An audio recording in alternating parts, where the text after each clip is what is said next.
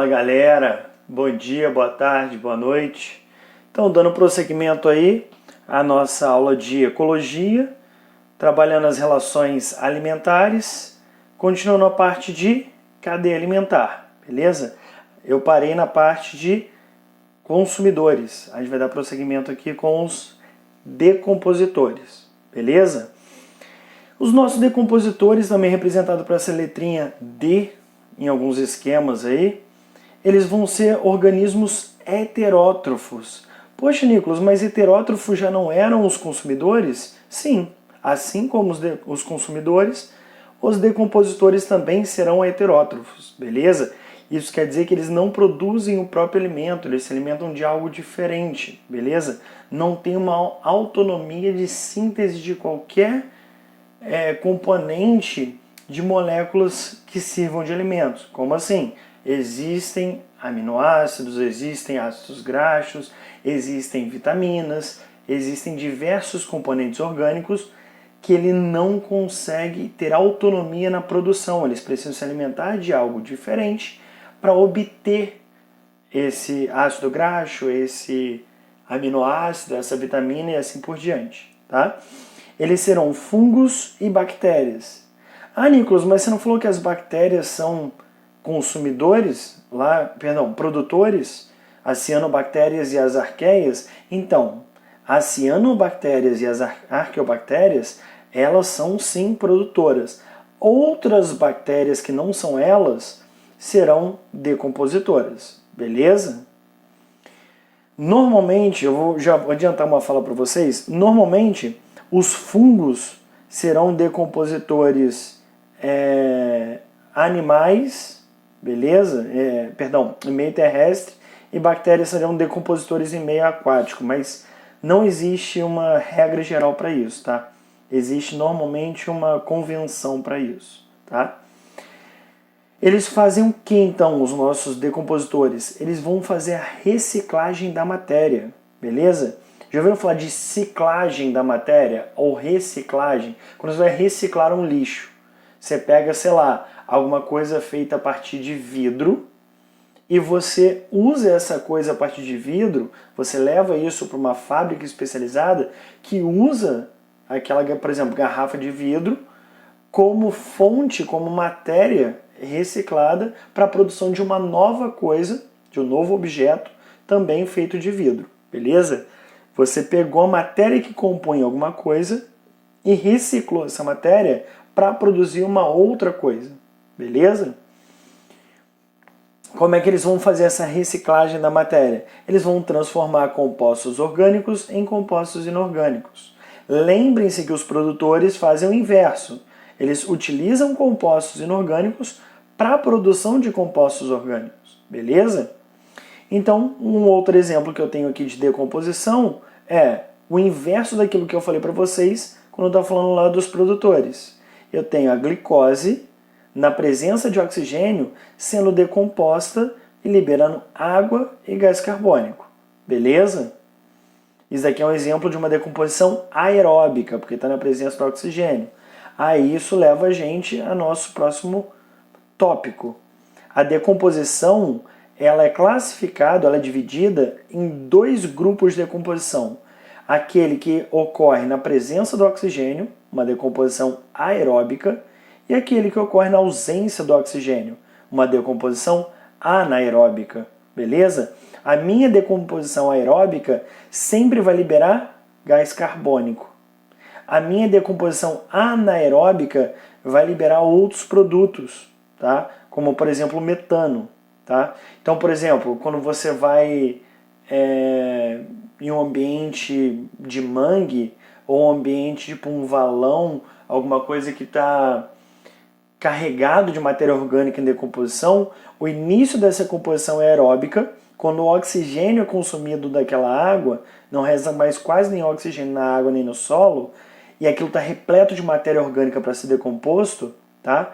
Vão existir bactérias anaeróbicas que vão realizar uma decomposição anaeróbica e vão liberar, por exemplo, metano, compostos sulfurosos, tá? Tipo o enxofre, que vai dar um cheiro de podre àquele local. Já viram um cheiro como se fosse de ovo podre? Tá? que existe, por exemplo, em mangue e alguns valões? Então, isso ocorre por causa de uma decomposição anaeróbica. Se a decomposição for aeróbica, ela normalmente vai liberar para a gente o quê? O gás carbônico. Tranquilo? Uma outra coisa importante é que a gente tem que ter uma ideia desse ciclo da matéria. Aqui eu não representei um ciclo propriamente dito, tá? Eu poderia ter representado isso na forma cíclica, simplesmente botando uma setinha, essa setinha boleada para cá e essa boleada para cá. Eu fiz assim só para economizar espaço, tá? Compostos orgânicos e compostos inorgânicos. Quando eu transformo compostos orgânicos em inorgânicos, eu estou realizando uma decomposição. Os decompositores vão fazer isso, fungos e bactérias. Quando eu transformo compostos inorgânicos em compostos orgânicos, os produtores vão fazer isso. Então aqui, fotossintetizantes e quimiosintetizantes, podendo aí ser algas, plantas, cianobactérias e arqueobactérias. Tranquilo? Isso daqui a gente vai ver com mais detalhe depois, quando a gente estiver falando de ciclos biogeoquímicos. Vocês vão enxergar isso daqui nitidamente. Beleza? Dando prosseguimento aí, é importantíssimo a gente se ligar que nas nossas cadeias alimentares e teias alimentares, as setas vão indicar o sentido da matéria e da energia. Então, lá na primeira aula eu falei para vocês que nada mais é do que a cadeia alimentar nada mais é que um fluxo linear da matéria e da energia ao longo dos níveis tróficos. Então, as setas indicam justamente o sentido do fluxo. Por exemplo, nessa minha cadeia hipotética aqui, eu tenho nível trófico A, B, C, D e E. Repare que a seta do A para o B, uma seta do B para o C, uma seta do C para o D.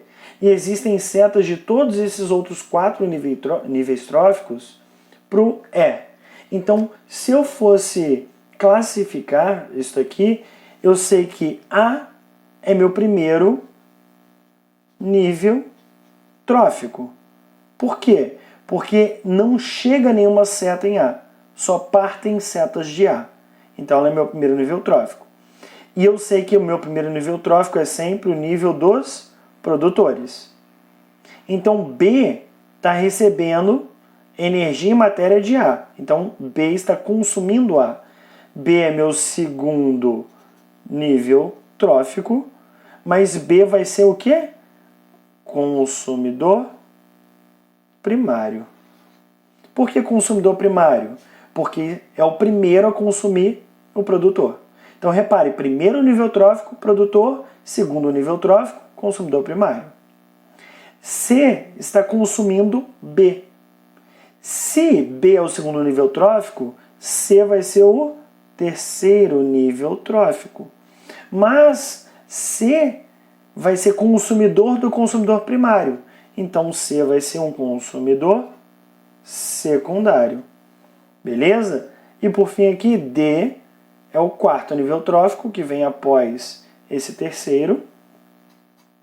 Então, o quarto nível trófico.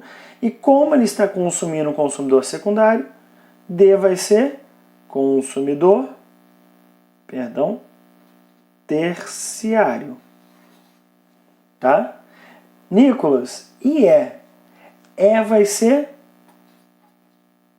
decompositor. Nicolas, mas qual nível trófico vai ser E? Então, vai depender. Se ele estiver decompondo a planta, ele vai ser o segundo nível trófico. Tá? O produtor. Se ele estiver decompondo aqui o consumidor primário, ele vai ser o terceiro nível trófico. Então isso vai depender. Uma coisa que é sempre importante ressaltar é, se você tiver um nível trófico em que todos os outros níveis tróficos, sem exceção, têm setas voltadas para ele, esse nível trófico vai ser de decompositor.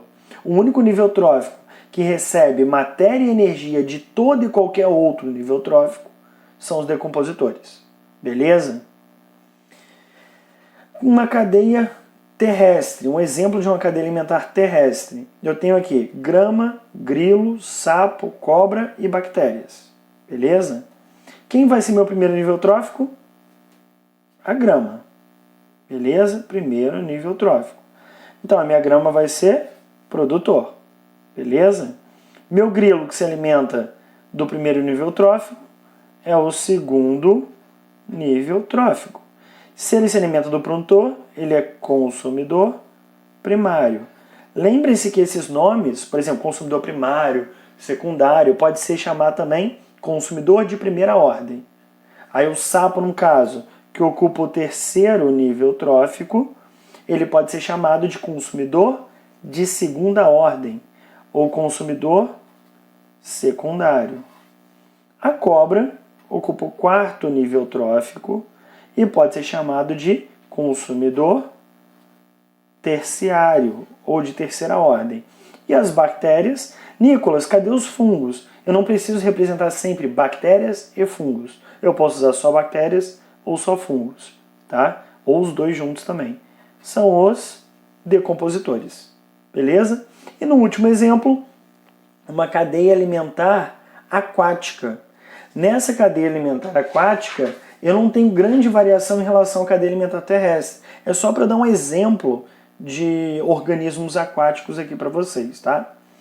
Fitoplâncton. Sempre quando aparecer para você o termo fito, você tem que lembrar de planta e de alga, tá? Esse fito normalmente está relacionado à planta ou à alga. Normalmente organismos fazem fotossíntese, mas geralmente, na grande maioria das vezes, vão ser plantas e algas, tá? Plâncton é um grupo de organismos que são levados pela maré, pelas correntes aquáticas. Eles não têm capacidade de nadar vencendo a corrente. Então, tipo assim, imagina uma coisa boiando no mar e sendo carregada pela correnteza. Essa coisa que não consegue nadar para onde quer e é levada pela correnteza é uma coisa planctônica. Normalmente são microscópicas, tá? Aí eu tenho o fitoplâncton, tá? Que realiza a fotossíntese, e o zooplâncton, que são microcrustáceos. São crustáceos microscópicos, tá? E aqui eu tenho um cará, ou acará. É um tipo de peixe, tá? Na verdade, eu não sei de cabeça nem se o cará se alimenta de zooplâncton, mas eu botei só para nível de exemplificação mesmo, tá? Nosso fitoplâncton é o nosso primeiro nível trófico, será o produtor. É um produtor aquático. Nosso zooplâncton é o segundo nível trófico e será um consumidor primário ou de primeira ordem. E o nosso cará é o nosso terceiro nível trófico e será um consumidor secundário ou de segunda ordem. E as nossas bactérias, decompositor. Beleza? Galera, vou encerrar por aqui. Vou dar prosseguimento aí a uma próxima aula, tá? Que a gente vai falar de teias alimentares. Fechar por aqui, cadeia. Tranquilo? Qualquer dúvida pela plataforma, pelo meu WhatsApp, pode entrar em contato. Grande abraço aí e bons estudos!